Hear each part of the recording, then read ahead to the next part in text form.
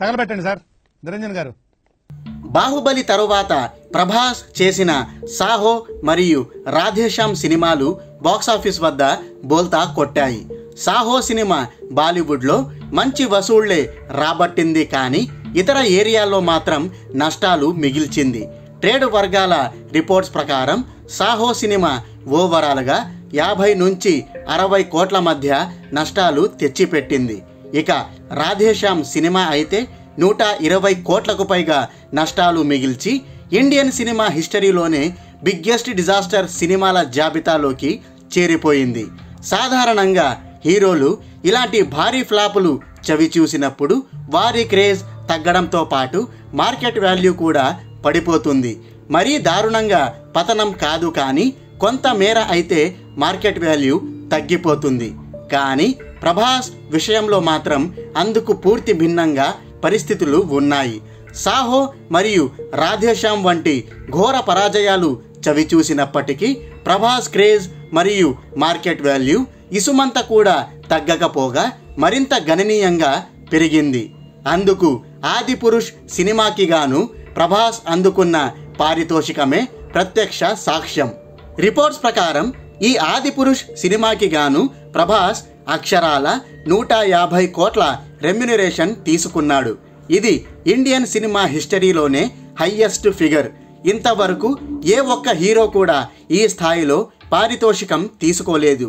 తన గత 2 సినిమాలకు గాను 100 కోట్లు చొప్పున రెమ్యునరేషన్ అందుకున్న ప్రభాస్ ఆదిపురుష్కి మాత్రం మరో 50 కోట్లు ఎక్కువగానే తీసుకొని హైయెస్ట్ రెమ్యునరేషన్ అందుకున్న ఫస్ట్ ఇండియన్ హీరోగా చరిత్ర సృష్టించాడు.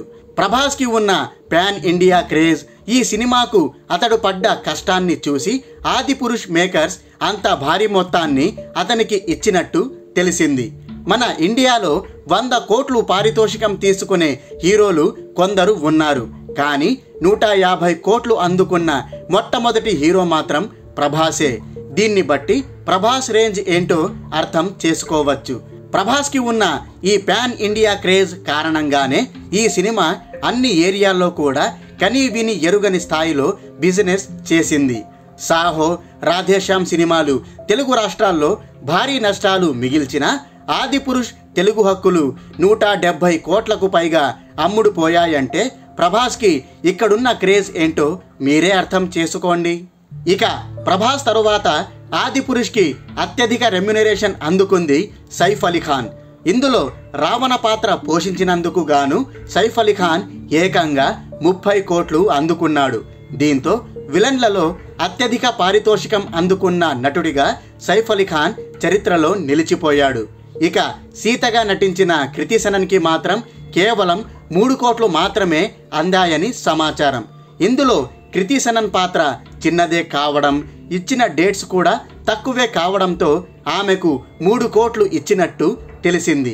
లక్ష్మణుడిగా నటించిన సన్నీ సింగ్కు 1.5 కోట్లు, హనుమంతుడిగా నటించిన నటుడికి 50 లక్షలు, అలాగే ఒక కీలక పాత్రలో కనిపించిన సోనాల్ చౌహాన్కు 50 లక్షల వరకు ముట్టినట్లు సమాచారం.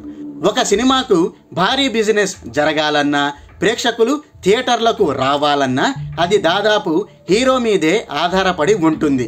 అందుకే ఇతర నటీనటులతో పోలిస్తే హీరోలకు భారీ పారితోషికం ఇవ్వడం జరుగుతుంది. ఇక్కడ ఆదిపురుష్ విషయంలో కూడా ప్రభాస్కి ఉన్న పాన్ ఇండియా స్టార్డమ్ కారణంగానే అతనికి 150 కోట్లు ఇచ్చారు.